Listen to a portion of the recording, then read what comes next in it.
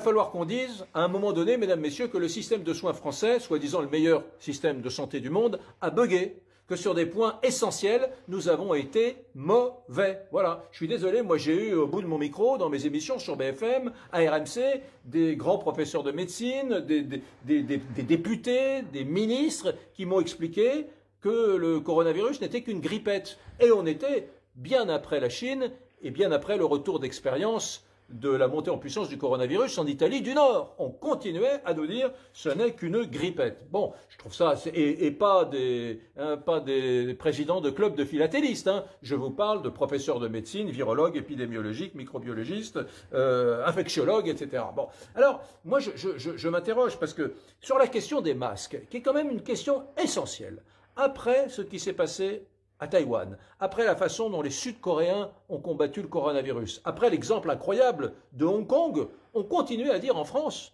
que les masques étaient inutiles. Ouais, importants pour les soignants, mais inutiles pour les 67 millions de Français. Je rappelle quand même qu'à ce moment-là, tout le monde savait que Hong Kong avait évité la pandémie, l'épidémie, grâce aux masques.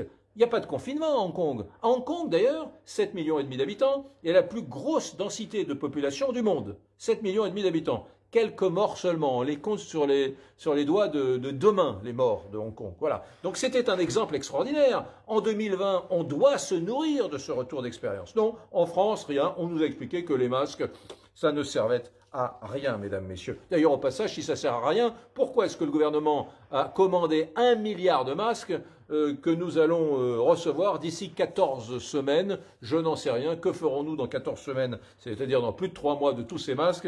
Je ne sais pas. Enfin, oublions la question d'ailleurs du stock de masques, du quinquennat Hollande, hein, où l'on a supprimé ce milliard de masques que la France avait en stock, et concentrons-nous sur l'essentiel.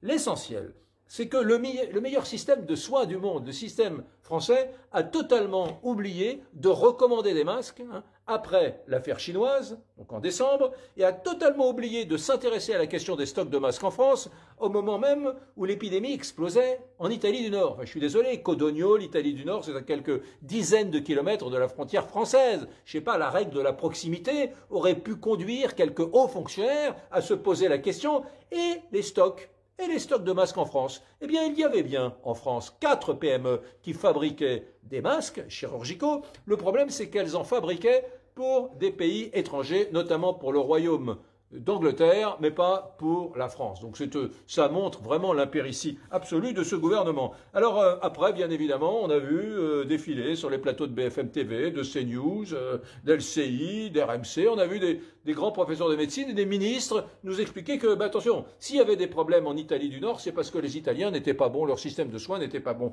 Désolé, on a découvert finalement qu'en Italie du Nord, il y avait à peu près le même ratio de lits de réanimation qu'en France, et qu'encore une fois, c'était des mensonges et des billevesées. Au passage, je note que s'il y a un système de soins dont on aurait pu parler un peu plus, c'est le système de soins allemand, qui est très performant, je le dis depuis des années sur RMC, et qui est très performant. D'ailleurs, je note qu'en Allemagne, il y a 3 fois plus de postes de lits de réanimation qu'en France, mais il est vrai que le système allemand, lui, n'a pas été abîmé, détérioré par les 35 heures, le passage aux 35 heures, il y a une vingtaine d'années, comme la France, mais ça, c'est un autre sujet.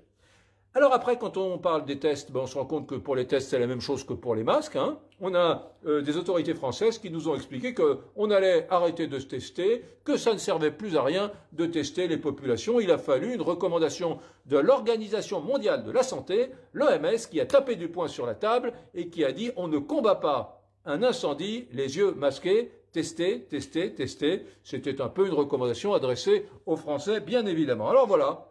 On est là, nous Français, à répéter qu'on a le meilleur système de soins du monde et dans le même temps, on se rend compte que sur 2 éléments de doctrine de santé, que sont la question des masques et la question des tests, on s'est complètement gouré. On a répété tous les soirs, le directeur général de la santé, vous savez, dans son point de 19 heures, a répété tous les soirs à des milliers et à des milliers de Français des choses qui n'étaient pas vraies. Voilà, des choses qui étaient fausses, et c'est extrêmement inquiétant à un moment où la France n'a même pas atteint le pic épidémiologique et à un moment même où la France se prépare au déconfinement. Parce que si on continue sur cette voie-là à être à côté de nos pompes en matière de santé public en pleine épidémie de coronavirus, c'est très inquiétant. Je vous rappelle que ce qui a prévalu jusqu'à présent, c'est une espèce de syndrome assez curieux. On camoufle la vérité derrière des arguments scientifiques. C'est ce qu'on a fait sur les masques, c'est ce qu'on a fait sur les tests. Et je pense que en faisant cela, eh bien oui, on a perdu en France beaucoup de vies humaines. Donc je suis extrêmement inquiet pour l'avenir.